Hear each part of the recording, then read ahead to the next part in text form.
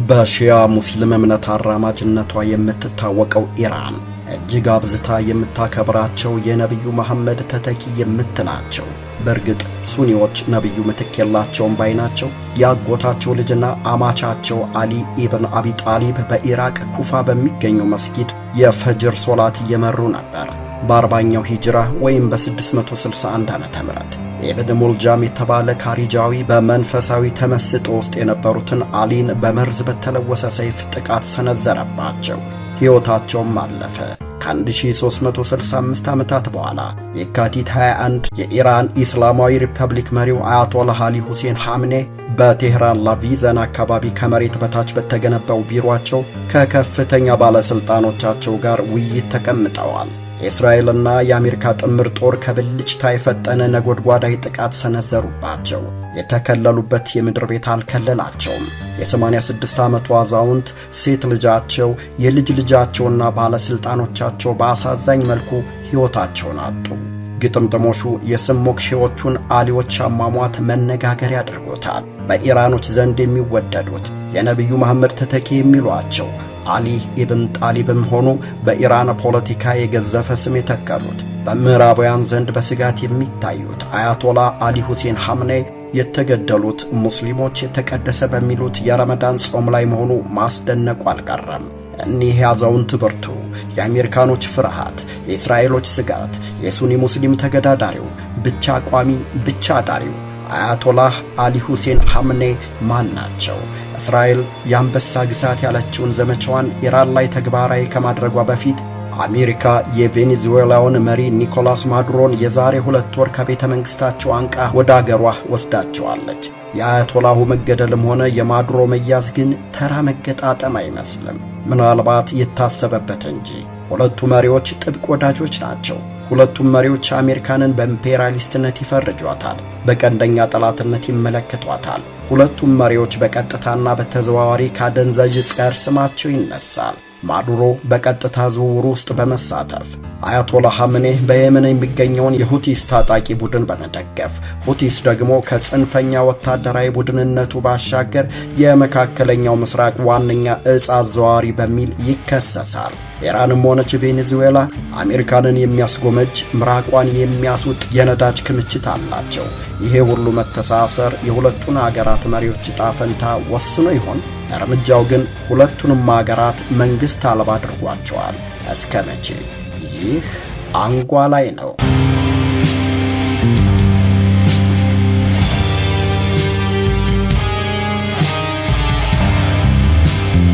ሰይድ ጃዋድ ሐምኔ የትውልድ ሐረጋቸው ከአዘርባጃን ይመዘዛል። በኢራን ማሻድ የሚገኘውን የአዜሪ መስጊድ በኢማምነት የሚያስተዳድሩት ጃዋድ የሦስት ሴት ልጆቻቸው እናት የሆኑት የመጀመሪያ ባለቤታቸው በሞት ይለያሉ።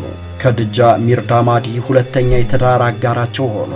1 ሴትና 5 ወንዶችን በመውለድ ጃዋድን በልጅ በረከት አንበሻበሿቸው።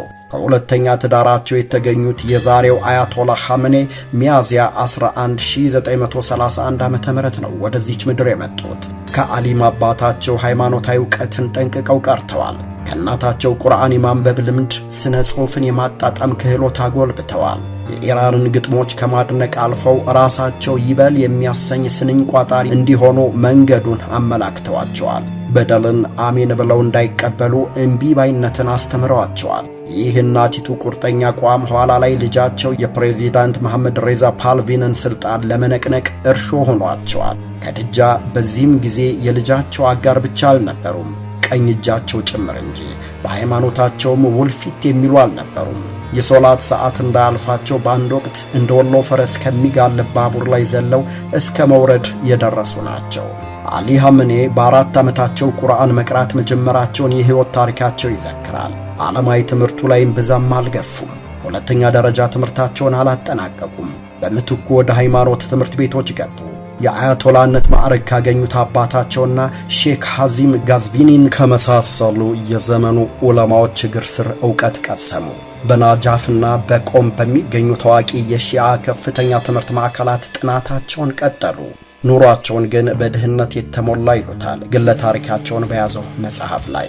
አዲስ ልብስ ለመግዛት ቤተሰቤ አቅም ስላልነበረው እናታችን የአባታችንን አሮጌ ልብሶች አስተካክላ በመስፋት እርቃናችንን እንዳንሄድ ታደርገን ነበር ይላሉ። እዚህ ግባ የሚባል ምግብ ለማቅረብ የሚያቅማቸውን ውስንነት የሚያስታውሱት አያቶላህ አሊ የሚኖሩት በአነስተኛ ፍሳሽ ወተት አሊያም ከዘመዶቻቸው በርካሽ በሚገዛ ዘቢብ እንደነበር ይናገራሉ። በቆም ቆይታቸው ኋላ የኢራን ኢስላማዊ ሪፐብሊክ መስራች ከሆኑት እንደ አያቶላህ ሩሆላህ ሆምኔ አይነቶቹ ስመገናናዎች ጋር የመቀራረብ ዕድል አገኙ። ሐምኔ የሕግና ሃይማኖታዊ ትርጓሜ ትምህርቶችን መስጠት ጀመሩ። ይህም ቁጥሩ እየጨመረ የመጣውንና በንጉሳዊው አገዛዝ ተስፋ መቁረጥ የጀመረውን ወጣት ልብ እንዲያሸንፉ ተጽዕኖ ፈጣሪም እንዲሆኑ አስቻላቸው። ከውጭ የጀርመኑ ካርል ማርክስ ርዕዮት፣ የአርጀንቲናው ቼ ጌቫራ አብዮታዊነት፣ የዩጎዝላቪያው ማርሻል ቲቶ አርበኝነት አስተሳሰባቸውን ቀርጾታል። ከአገር ቤት ደግሞ የአሊ ቫሪያቲ ማዚናኒ ፍልስፍና ተዋህዷቸዋል። በ1945 የእንግሊዙ ሚስጥራዊ ደህንነት አገልግሎት M16 እና የአሜሪካው ማዕከላዊ ስለላ ተቋም CIA በጋራ ባደረጉት መፈንቅለ መንግሥት በሕዝብ የተመረጡት የኢራን ጠቅላይ ሚኒስትር መሐመድ ሞሳዴቅ ከስልጣን ተሰናብተው መሐመድ ሬዛ ፓህላቪ መንበሩ ላይ ተቀመጡ። ጠቅላይ ሚኒስትር ሞሳዴቅ ከስልጣን የተወገዱት የኢራንን ነዳጅ ወደ መንግስት ይዞታነት በማዞራቸው ምክንያት እንደሆነ ጠንቅቀው የሚያውቁት አሊ ሐምኔና ጓደኞቻቸው ግልጽ ተቃውሟቸውን ማሰማት ጀመሩ። የፓህላቪን መንግስት በነውጥ አናወጡት፣ ወንበሩን ነቀነቁት። አሊ ሐምኔ ጥርስ ተነከሰባቸው። 6 ጊዜ እስር ቤት ተወረወሩ። ፈተናው ሲፈታተናቸው አገር ለቀው ተሰደዱ። ለ14 ዓመት ከትውልድ ቀያቸው ተለይተው በቱርክ ኢራቅና ፈረንሳይ ቆዩ። ትግሎ ፍሬ አፍርቶ ንጉሣዊ አገዛዝ ተገረሰሰ። በምዕራባውያኑ እሽሩሩ እየተባሉ ወንበሩን የሙጥኝ ያሉት መሐመድ ሬዛ ፓህላቪ በ1971 በተራቸው ከሀገር ሸሽተው ወጡ።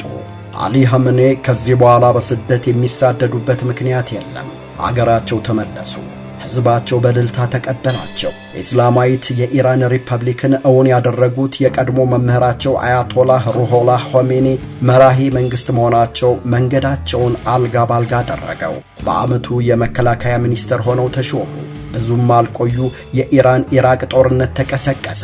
ሐምኔ የኢስላማዊ አብዮታዊ ጥበቃ ጦር ተቆጣጣሪ ሆኑ። ትንታግ ተናጋሪነታቸው፣ አንበርካኪ ግርማ ሞገሳቸው በኢራን ትልቅ ቦታ ለሚሰጠው የአርብ ጸሎት መሪነት አበቃቸው። ከስደት ሲመለሱ አልጋ ባልጋ የነበረው የፖለቲካ ሂደት አደጋ ባደጋ ደራረበ። በመንግስት አመራር ውስጥ ባሉ የሃይማኖት መሪዎችና በግራ ዘመም ታጣቂ ቡድኖች መካከል ከፍተኛ የስልጣን ግጭት ተቀሰቀሰ። እንደ ወላጅ ከሚመለከቷቸው የእውቀት አባታቸው አያቶላ ሩሆላህ ሆሜኒ ጋር መቃቃር ተፈጠረ። በሃይማኖታዊ ስልጣንና በመንግስት አስተዳደር ወሰን ልዩነቶች ተስተዋሉ።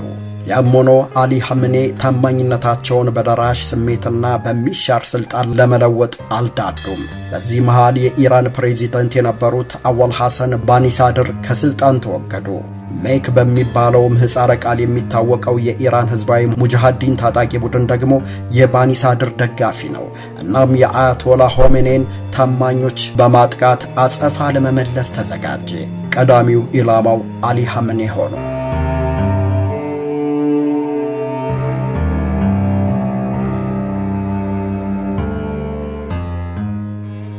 ሰኔ 20 1973 ከኢራን ኢራቅ የጦር ግንባር ተመልሰው በቅዳሜ የጸሎት መርሃ ግብር መሠረት ወደ አቡዛር መስጊድ ያቀናሉ።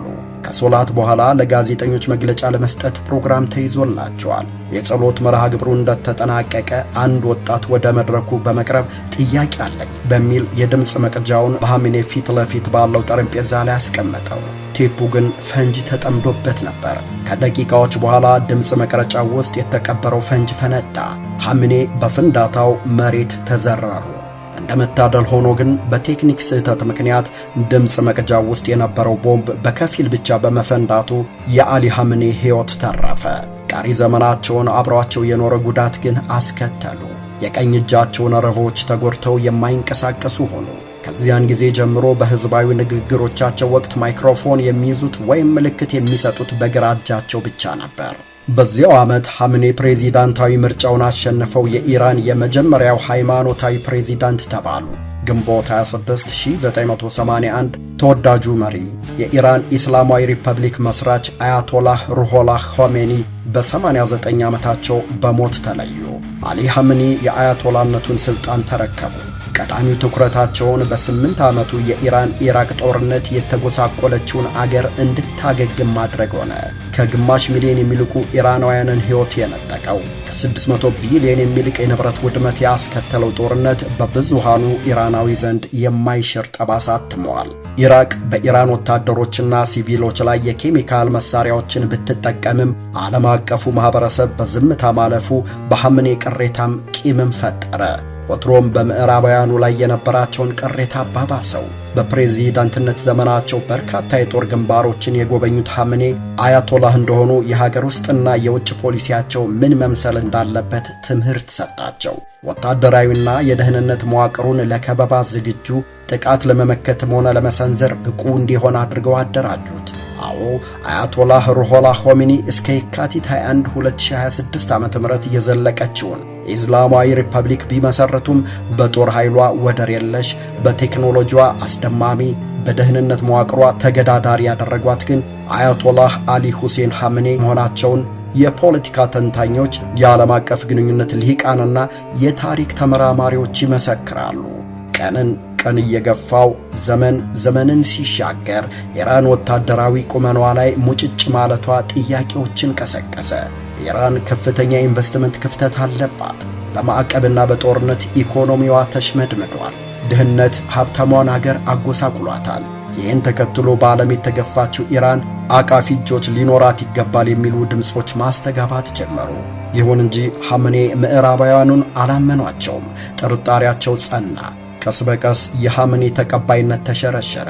ከ1971 በኋላ የተወለደው አዲሱ የኢራን ትውልድ ደግሞ ወላጆቻቸው መስዋዕት የከፈሉለት የጸረ ኢምፔሪያሊዝም አብዮትና የጸረ ቅኝ አገዛዝ ተረክ ብዙም የማይገባው ቢገባውም ብዙ የማይገደው ሆነ።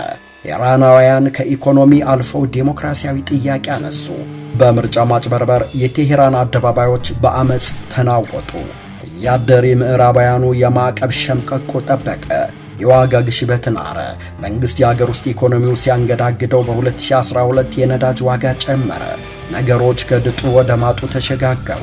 መላው ኢራን በቀውስ ታመሰች። የደህንነት ኃይሎች ለተቃውሞ በወጡ ሰልፈኞች ላይ የኃይል እርምጃ ወሰዱ። ድምፃችን ይሰማ ያሉ ድምፃቸው ታፈነ። አምነስቲ ኢንተርናሽናል ጭምር በሰላማዊ ሰልፈኞች ላይ ደርሷል ያለውን ግድያ ወገዘ።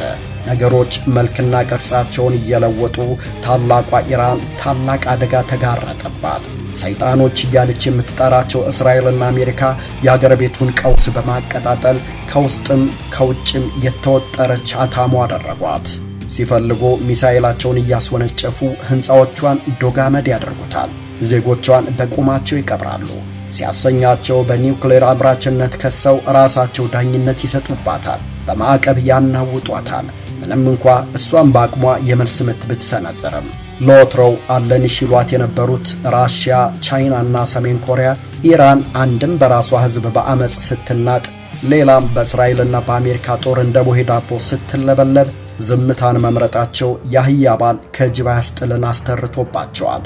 የኢስላሙም ዓለም በፍየል ቀንድና ጅራት ከመፈረጃ አላመለጠም። ቀንዱም ከመዋጋት ያለፈ ለጽዋ እንኳን አይበጅም።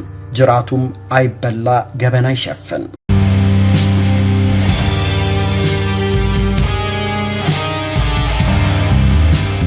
የኢራን ከፍተኛ ባለስልጣናት አንዳች አዚም የተጫናቸው ይመስል ቅድመ ማስጠንቀቂያዎች አላስጠነቀቋቸውም። ለጥቃት ተጋላጭ በሚያደርጋቸው መልኩ አንድ ላይ ይሰባሰባሉ። ይህ ደግሞ በስለላ ጥርሷን ለነቀለችው እስራኤል ሰርክ ሚሳኤል እንደ ድንች መጣል ለምትወደው አሜሪካ ምላሽ ሆኗቸዋል።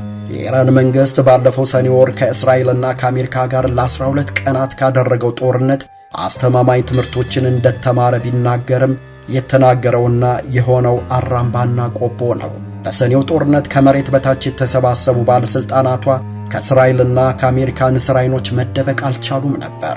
እስራኤል የኢራን ባለሥልጣናት ጠባቂዎች ተንቀሳቃሽ የእጅ ስልክ ይዘው ከመሬት በታች መሆናቸውን አረጋገጠች። ስልካቸውን ጠልፋ እንቅስቃሴያቸውን በመቆጣጠር መብረቋን አወረደች። ኢራን ዋጋ የከፈለችባቸው መኮንኖቿን አጣች። በወቅቱ የታጣቂዎቹን ሞባይል ስልክ መያዝ የሰሙት አያቶላህ ሐምኔ እሳት ለበሱ፣ እሳት ጎረሱ። ሆኖም ግን ኢራን በዚህ ሳምንት መጨረሻ የፈጸመቻቸው ገዳይ ስህተቶች ካለፈው ሰኔ ወር የባሱ ሆነው ትልቁን ጉዳት አስተናገደች። የሲአይኤ አመራሮችን ልብ ያቆመ አንድ መረጃ ዋሽንግተን ደረሰ። የኢራን መሪዎች ቅዳሜ በሀገሬው አቆጣጠር ጠዋት 3:40 ላይ እንደሚሰባሰቡ መረጃ ደረሳቸው። እንዴት ለሚለው እስካሁን የተገኘ አስተማማኝ መረጃ የለም። አንዳንዶች እስራኤልና አሜሪካ አስርገው ባስገቧቸው የቴክኖሎጂ ውጤቶች እያንዳንዷን እንቅስቃሴ ተቆጣጥረዋል የሚል ጥቁምታ ይሰጣሉ። ሌሎች ደግሞ እንዝህላልነት የተስተዋለበትን የኢራን ባለስልጣናት መዘናጋት ያነሳሉ። እነዚህ ወገኖች አያቶላ ሐምኔን ጨምሮ በርካቶች ባለስልጣናት ከአየር ጥቃት መጠለያ ይልቅ ከመሬት በላይ ባሉ ሁሉም ሰው በሚያውቃቸው ቢሮዎች ውስጥ መሰባሰባቸውን ይናገራሉ። ሌሎቹ ደግሞ እንደ ሰኔው ጦርነት ሁሉ ሞባይል ስልክ ይዞ የገባ ሳይኖር አልቀረም የሚል ጥርጣሬ ያክላሉ። ከዚህ የባሰው ደግሞ ለእስራኤል የሚሰልል ኢራናዊ ባለስልጣን ሊኖር ይችላል የሚለው ነው። አብዛኛው ዓለም አሜሪካ ወይም እስራኤል ወይም ሁለቱም በጋራ ጥቃት ይሰነዝራሉ ብሎ በሚጠባበቅበት ወቅት የኢራን መሪዎች፣ ወታደራዊ መኮንኖችና የደህንነት ባለስልጣናት መዘናጋት እውነትም አዚም ቢባል አይገርምም። አሜሪካና እስራኤል በኢራን ላይ ጥቃት ለመፈጸም ምሽትን ተገን አድርገው ለጥቃት እየተዘጋጁ ባሉበት አጋጣሚ አያቶላ ሐምኔን ጨምሮ ባለስልጣኖቻቸው ለወሳኝ ጉዳይ አንድ ላይ መሰባሰባቸውን የደህንነት መረጃ ምንጮቻቸው አረጋገጡ። ይህን ያልታሰበ አጋጣሚ ሁለቱም አገራት ማሳለፍ አልፈለጉም። ወታደራዊ ጥቃት የሚፈጸምበትን ጊዜ ወዲያውኑ አስተካከሉ። የጦር አውሮፕላኖቻቸው የኢራንን ሰማይ ወረሩ። ላንቃዎቻቸው እሳት ተፉ። ለጦርነት ዝግጅት የተሰባሰቡት አያቶላህና ባልደረቦቻቸው ከተቀመጡበት ሳይነሱ መዓት ወረደባቸው። በረመዳን ወር በጾም አንጀታቸው የእሳት ቀለብ ሆኑ። እስራኤላውያን ደግሞ በአይሁድ ሳምንት ታላቁን ስኬት አሳካን አሉ። 200 የሚደርሱ የእስራኤል ተዋጊ ጀቶች ከአሜሪካ ወታደራዊ ኃይል ጋር በመቀናጀት በምዕራብና መካከለኛው ኢራን የሚገኙ ከ500 በላይ ኢላማዎችን አጠቁ። ይህ በእስራኤል የአየር ኃይል ታሪክ ትልቁ ተብሎ ተመዝግቧል። የእስራኤል አውሮፕላኖች በአያቶላህ ሐምኔ ግቢ ላይ ብቻ 30 የሚሆኑ ቦምቦችን የጣሉ ሲሆን ውስብስቡን የሕንፃውን አደረጃጀት ወደ ትቢያ ቀይረውታል። በጥቃቱ ሕይወታቸውን ካጡት 40 ያገዛዙ ባለሥልጣናት ውስጥ አያቶላህ ሐምኔ፣ ሴት ልጃቸው፣ የልጅ ልጃቸው፣ የኢራን መከላከያ ምክር ቤት ጸሐፊና የሐምኔ የግል ደህንነት አማካሪ አሊ ሻማኒ፣ ወታደራዊ ኃይሉን ይመሩ የነበሩት የኢራን ኢስላማዊ አብዮታዊ ዘብ አዛዥ መሐመድ ፓክፖር፣ የአገሪቱን የረጅም ርቀት ሚሳኤል ምርት የሚቆጣጠሩት የመከላከያ ሚኒስትሩ አዚዝ ናሲር ይገኙበታል። ጥቃቱ የባሊስቲክ ሚሳኤል ጣቢያዎቿን፣ የኒኩሌር መሠረተ ልማቶቿን፣ የአየር መከላከያ ሥርዓቶቿን፣ የእስላማዊ አብዮት ዘብ ኃይልን፣ የባሕር ኃይሏን ከጥቅም ውጭ አድርጎታል። በርካታ ኢራናውያን በመሪያቸው ሞት ሐዘናቸውን እየገለጹ ነው። ዜና አንባቢዎች ሳይቀሩ ስሜታቸውንና ሐዘናቸውን መደበቅ እስኪሳናቸው በእንባታት ሲኤንኤን፣ ዘ ዴይሊ ቴሌግራፍ እና ኢራን ኢንተርናሽናል አይነቶቹ ደግሞ በቴህራን ጎዳናዎች ላይ በጥቃቱና በግድያው ደስታ የተሰማቸውን ሰዎች ይዘው ወጥተዋል። ደጋፊዎቻቸው ሰማዕት ይሏቸዋል። ተቃዋሚዎቻቸው ደግሞ አምባገነንና ጨካኝ በሚል ይፈርጇቸዋል። አሁን አያቶላህ ሐምኔ ላይመለሱ ሄደዋል። ግድያውን ተከትሎ የተፈጠረውን የአመራር ክፍተት ለመሙላት ፕሬዚዳንት ማሱድ ፔዜሽኪያን፣ የፍትህ ሚኒስትሩ ጎላን ሁሴን ሞሼኒ ኤጄ እንዲሁም ኢስላማዊ ምሁሩ አሊ ሬዛ አራፊ የሚመሩት ጊዜ አስተዳደር ተቋቁሟል። 80 አባላት ያሉት ካውንስል ተሰብስቦ መሪውን እስኪመርጥ የአያቶላነቱን ስልጣን የሐምኔ ሁለተኛ ልጅ የ56 ዓመቱ ሞጅታባ ሐምኔ በጊዜያዊነት መረከቡ ተዘግበዋል። በእርግጥ ኢራን ጥቃቱን ተከትሎ እሷም እርምጃዎችን ወስዳለች። ሂዝቦላህና እስራኤል የተኩስ ልውውጥ ውስጥ ገብተዋል። ታይምስ ኦፍ ኢንዲያ ኢራን በኔትንያሁ ቢሮ ላይ የተሳካ የሚሳኤል ጥቃት መሰንዘሯን ገልጾ ኔትንያሁ ተገድለው ይሆን የሚል ለጊዜው ምላሽ አልባ ጥያቄ ሰንዝሯል። ኢራን በበኩሏ የኔትንያሁ መጨረሻ አልታወቀም ብላለች። ሌሎች ደግሞ በሕይወት መኖራቸውን በመጥቀስ ጠቅላይ ሚኒስትሩ ለህንድ ሕዝብና ለመሪዋ ሞዲ ያላቸውን ምስጋና ሲቸሩ አሳይተዋል።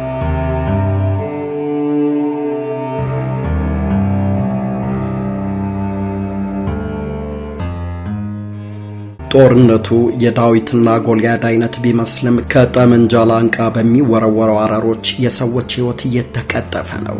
እስራኤልና አሜሪካ ከነሱ በኩል ያለውን በይፋ ባይናገሩም ከኢራን ኢስላማዊ ዘብ ታጣቂዎች ብቻ ከ1500 የሚልቁት መደምሰሳቸውን ገልጸዋል። በመቶዎች የሚቆጠሩ ንጹሃንም ሕይወታቸውን አጥተዋል። ኢራን ደግሞ ወደ ኩዌት በርካታ ሚሳኤሎችን ማስወንጨፏን የድሮን ጥቃት መሰንዘሯን ስታሳውቅ ኩዌት ኢራን ከላከቻቸው ውስጥ 178 ሚሳኤሎችንና 384 ድሮኖችን ማክሸፏን በመገናኛ አውታሮቿ አሳውቃለች። ኩዌት አከሸፍኩት በል እንጂ በአገሯ ውስጥ ያለውን የአሜሪካን ኤምባሲ ከሚሳኤል ጥቃት አልታደገችውም። የጉዳቱ መጠን እስካሁን በይፋ አልታወቀም። እስራኤል፣ ዶሃ፣ ኳታርና ባህሬን በኢራን ተደጋጋሚ የሚሳኤልና የድሮን ጥቃቶች ተሰንዝሮባቸዋል። ኢራን ከዚህም አልፋ በሆርሙዝ ወሽመጥ በኩል አንዳች መርከብ እንዳያልፍ አስጠንቅቃለች። ማስጠንቀቂያውን ጥሶ የተገኘ ግን ኢላማ እንደሚደረግ ዝታለች። በኢራን ደቡባዊ የባህር ዳርቻ የሚገኘው ጠባቡ የውሃ መስመር ሆርሙዝ ወሽመጥ እንደ ሳውዲ አረቢያና ኩዌት የመሳሰሉ በነዳጅ የበለጸጉ ሀገራት ድፍድፍ ነዳጃቸውን ወደ ቀሪው ዓለም የሚያጓጉዙበት የባህር መስመር ነው። ይህን ተከትሎ የዓለም የነዳጅ ዋጋ ማሻቀቡ እየተነገረ ነው። ማንም ያልፈጸመውን ፈጽሜያለሁ በሚል አሸናፊነታቸውን ያወጁት ትራምፕ በዘመቻው ከዴሞክራቶቹ በኩል ነቀፋ ደርሶባቸዋል። እሳቸው ግን ነቃፊዎቻቸውን አስመሳዮች ሲሉ ወርፈዋቸዋል። ዘመቻውን የመራሁትና ያሳካሁት እኔ በመሆኔ ነው የተቃወሙት ሲሉ ነቀፋውን ከቅናት ጋር አያይዘውታል። ኢራን ላይ የተሰነዘረው የአሜሪካና እስራኤል ጥምር ጥቃት ግን ሌላ ስጋት ጭሯል። ኢራን ውስጥ የታሰሩ የአሜሪካ ዜጎች ላይ የበቀል እርምጃ ሊወሰድ ይችላል የሚል የአሜሪካ ታጋቾች አስመላሽ ማዕከልን የሚመሩት ኬራ ራምሴ ስጋታቸውን ለሲኤንኤን ገልጸዋል። አሜሪካን ውስጥ ከ6 ያላነሱ በይፋ የሚታወቁ አሜሪካውያን እስረኞች አሉ። ጦርነቱ እየተቀጣጠለ ባለበት በዚህ ሰዓት አሜሪካ በመካከለኛው ምስራቅ የሚገኙ ዜጎቿ በፍጥነት ለቀው እንዲወጡ ማሳሰቢያ ሰጥታለች። አሜሪካውያኑ ማሳሰቢያውን ቢቀበሉትም ከሀገራቱ ለመውጣት ግን ተቸግረዋል። በመካከለኛው ምስራቅ የሚገኙ በርካታ የአየር ክልሎች ተዘግተዋል። የተባበሩት አረብ ኤምሬትስ፣ ኳታር፣ ኩዌት፣ እስራኤል፣ ባህሬንና ኢራቅ ሰማይ ላይ ምንም አይነት በረራ አላደረጉም። ያሉትም ቢሆን በረራዎችን ገድበዋል። ቀድማ ይህን ያላሰበችው አሜሪካ ዜጎቿ በየብስም ቢሆን ያገኙትን አማራጮች ተጠቅመው እንዲወጡ እየወተወተች ነው። ይህ አማራጭ ግን በበቀል ለተጠሙት ለኢራን ድሮኖችና ሚሳኤሎች፣ ሰርጎ ገብ ታጣቂዎች፣ የደፈጣ ተዋጊዎች ቀለብ ከመሆን አይታደግም።